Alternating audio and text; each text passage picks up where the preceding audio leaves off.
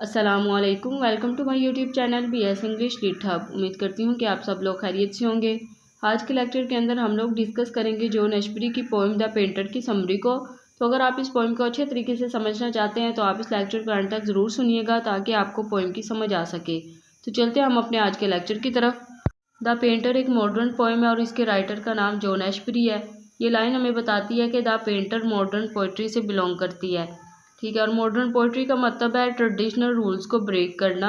यानी जब पहले पोइट्री लिखी जाती थी तो उसके अंदर क्लियर मीनिंग्स बताए जाते थे, वाज़ेह अल्फाज में पोएम को बताया जाता था। लेकिन जब मॉडर्न टाइम में पोइट्री लिखी गई तो उसके अंदर ये क्लियर मीनिंग्स की जगह पे कन्फ्यूजन, डाउट और कम्प्लेक्सिटी को ऐड किया गया।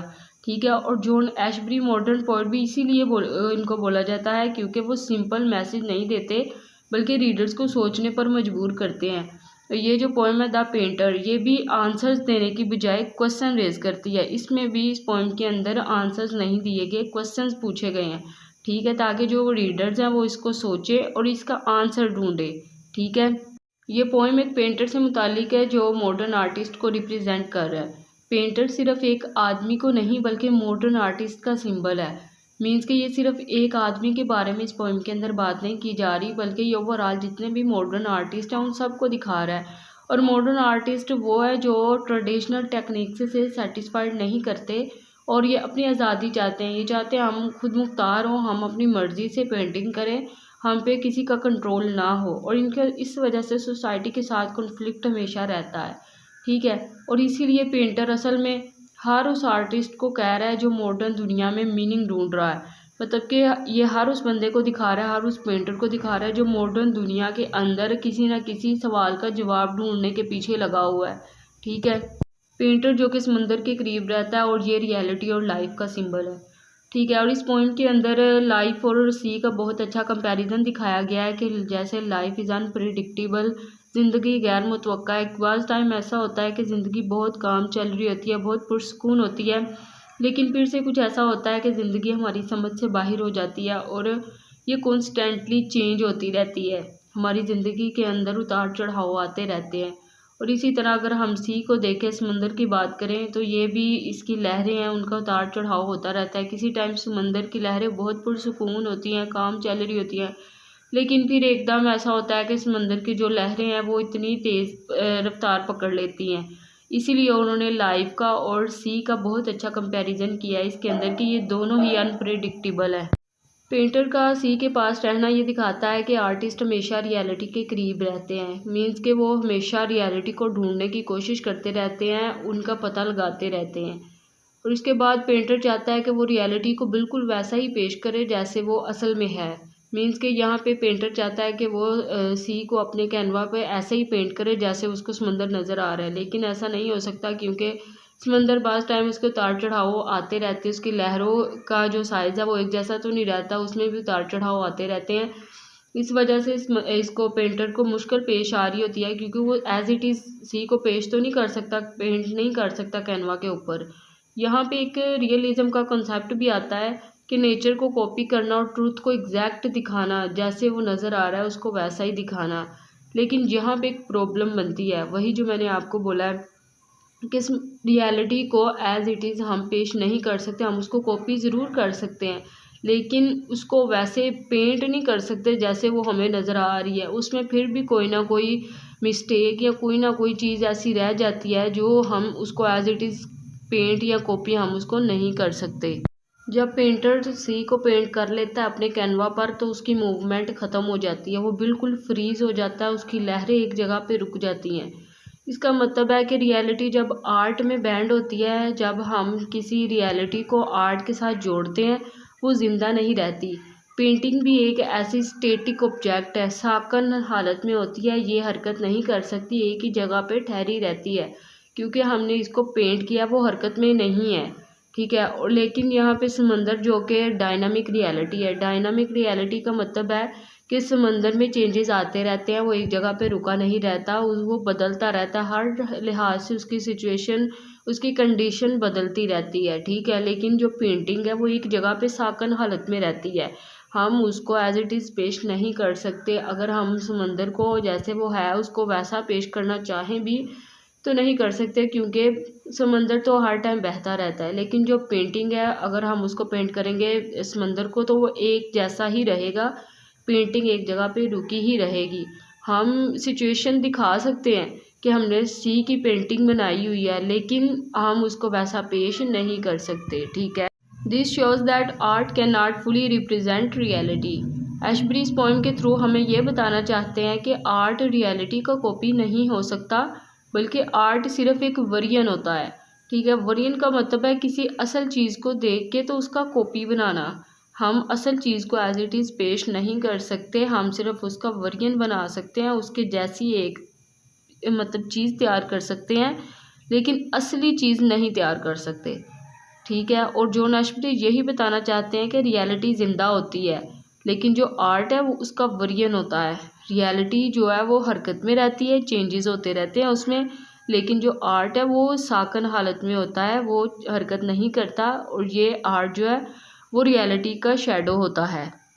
जब पेंटर सी को पेंट कर लेता है तो उसको समझ आ जाती है कि नेचर को कॉपी करना बेकार है, क्योंकि हम समंदर को, हम रियलिटी को एज इट इज़ पेश नहीं कर सकते। इसी वजह से कॉपी करने का कोई फ़ायदा नहीं है, और यहाँ से ही मॉडर्न आर्ट की बुनियाद होती है।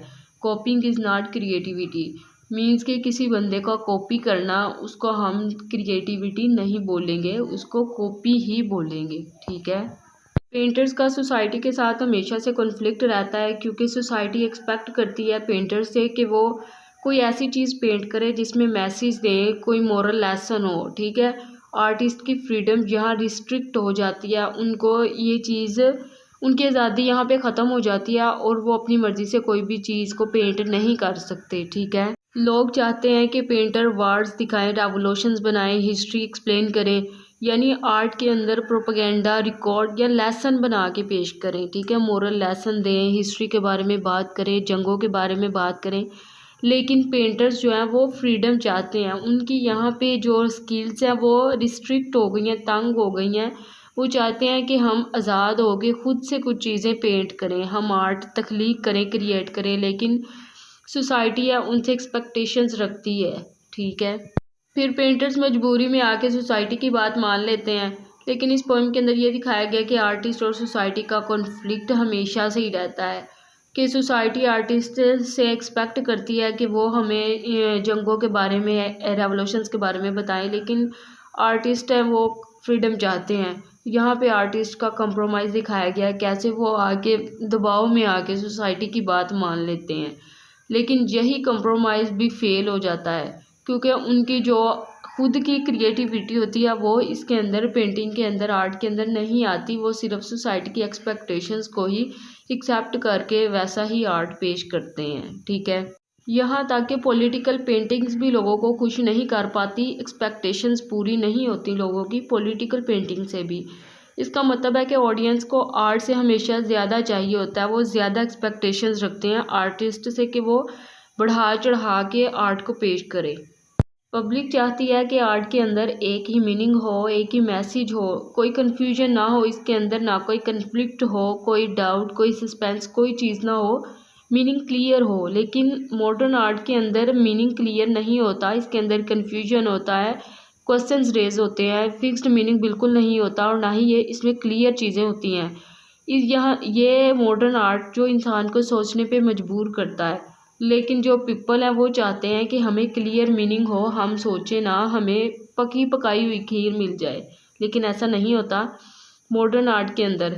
यहाँ से ही क्लेश पैदा होता है, यहाँ से ही मॉडर्न आर्ट और ट्रेडिशनल आर्ट के अंदर लड़ाई झगड़ा पैदा हो जाता है।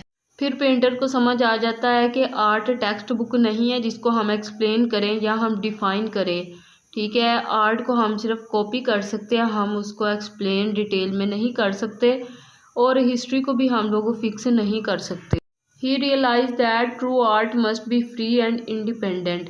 यहाँ पे पेंटर को समझ आ जाता है कि हमें प्रेशर से फ्री होना है, हमें ऑडियंस की, मीन्स कि हमें पीपल की एक्सपेक्टेशन से इंडिपेंडेंट होना है, तभी जाके हम अपनी इनर वॉइस को फॉलो करेंगे। क्योंकि अगर कोई पेंटर अपनी इनर वॉइस को फॉलो करेगा तभी जाके वो कोई क्रिएटिव चीज़ बना सकेगा। अगर वो ऑडियंस की एक्सपेक्टेशंस कोई देखता रहेगा तो उसके अंदर की जो आवाज़ है वो दब जाएगी, वो कोई क्रिएटिव चीज़ तख्लीक नहीं हो पाएगी। ठीक है। The painter rejects realism and political responsibility. Painter realism छोड़ देते हैं और पॉलिटिकल ड्यूटी को भी रिजेक्ट कर देते हैं। यहाँ से ही सोसाइटी के साथ पेंटर्स की रिबेलन शुरू होती है। यहाँ से वो बगावत करते हैं, वो सोसाइटी के ख़िलाफ़ जाके तो अपनी इनर वॉइस को फॉलो करके कोई आर्ट को क्रिएट करते हैं। ठीक है। अब पेंटर एब्स्ट्रैक्ट आर्ट की तरफ जाता है। एब्स्ट्रैक्ट आर्ट का मतलब है कि वो अपनी इमेजिनेशन में जाता है और वहाँ जाके खुद से आर्ट को क्रिएट करता है। वो किसी की एक्सपेक्टेशंस को, सोसाइटी के एक्सपेक्टेशंस को फॉलो नहीं करता। वो अपनी इनर वॉइस को देखता है, अपनी इमेजिनेशंस को देखता है और वो अपनी इमेजिनेशन से ही अपने आर्ट के अंदर सिम्बल्स को यूज़ करता है और वो आर्ट को डायरेक्टली तौर पे नहीं दिखाता। वो कहता है रीडर्स को, ऑडियंस को, वो इसमें से खुद मैसेज ढूंढे, खुद आंसर निकाले। वो कोई क्लियर आर्ट को नहीं दिखाता। ठीक है। ये पोएम इस आइडिया के साथ एंड होती है कि आर्ट की अपनी एक दुनिया होती है, आर्ट का अपना एक लॉजिक होता है, अपनी एक रियलिटी होती है। हम आर्ट को किसी और की दुनिया का कैदी नहीं बना सकते और ना ही आर्ट किसी और दुनिया का कैदी है, बल्कि आर्ट की खुद की अपनी एक दुनिया है। अगर एक पेंटर है तो वो अपने इमेजिनेशन में जाके तो आर्ट बनाएगा, वो किसी दूसरे शख्स से उसकी एक्सपेक्टेशंस को देख के आर्ट नहीं क्रिएट कर सकता। आर्ट का मीनिंग ओपन एंडेड होता है, ये फिक्स्ड नहीं होता और ये वक्त के साथ साथ चेंज होता रहता है। अगर एक आर्ट जो पहले पिछले ज़माने में बनाया गया था, लेकिन अगर कोई रीडर उसे आज के ज़माने में देखता है तो उसको ऐसा लगेगा जैसे कि पिछला जो आर्ट है वो आर्ट आज के ज़माने के लिए ही तख्लीक किया गया है। और हर रीडर के दिमागी लिहाज से आर्ट का मीनिंग अलग अलग होता है।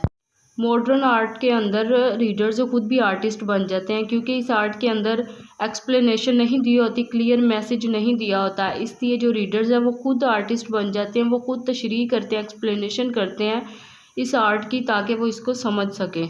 यहाँ पे आके मॉडर्न आर्टिस्ट को बहुत ज़्यादा क्राइसिस से गुजरना पड़ता है, उनको बहुत ज़्यादा चीज़ें फेस करना पड़ती हैं, क्योंकि सोसाइटी बहुत ज़्यादा उनसे एक्सपेक्टेशंस रखती हैं। उनके आर्ट के अंदर उनको कन्फ्यूजन भी फील होता है। वो जो सोसाइटी है वो आर्टिस्ट का आर्ट को रिजेक्ट भी कर देती है, उनको मिसअंडरस्टैंडिंग भी होती है।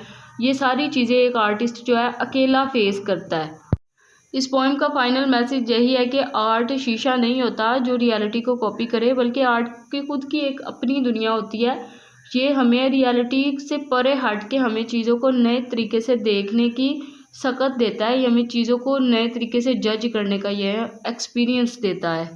अगर आपको इस वीडियो की अच्छे तरीके से समझ आ गई है तो आप इस वीडियो को लाइक, चैनल को सब्सक्राइब और वीडियो को ज़रूर शेयर कीजिएगा और मुझे कमेंट सेक्शन में ज़रूर बताइएगा कि आप नेक्स्ट किस टॉपिक पर लेक्चर चाहते हैं, ताकि मैं आप नेक्स्ट अपनी वीडियो इसी टॉपिक पर बनाऊं। तो चलिए मिलते हैं हम अपने नेक्स्ट लेक्चर के अंदर। अल्लाह हाफिज़।